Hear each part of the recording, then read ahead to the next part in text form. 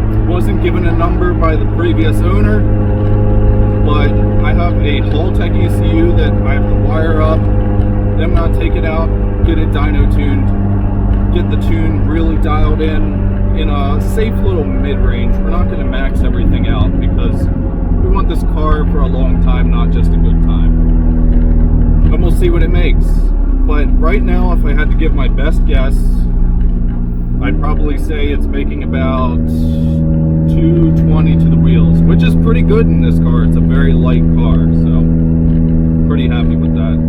I'd just like to point out as well, I love living out here in the middle of nowhere. I'm about 15 minutes from the inner city, which is also nice. I don't have to go that far. But out here in the sticks, it is back road toge heaven. Like, it is amazing. And when I say toge, yes, real mountain toge. I live basically at the foot of the mountains where there's multiple mountain passes, and you might see some of those coming up in some future videos.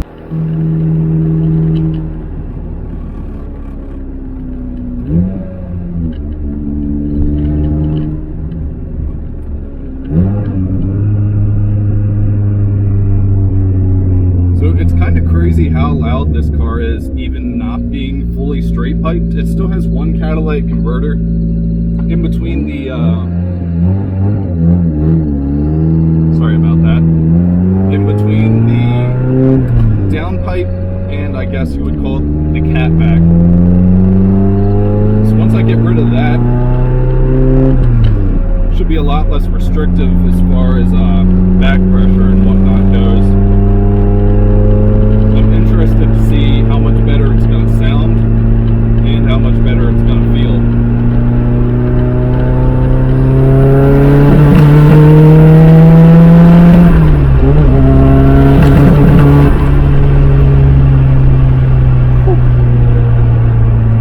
So it breaks up a little bit when I get under wide open throttle.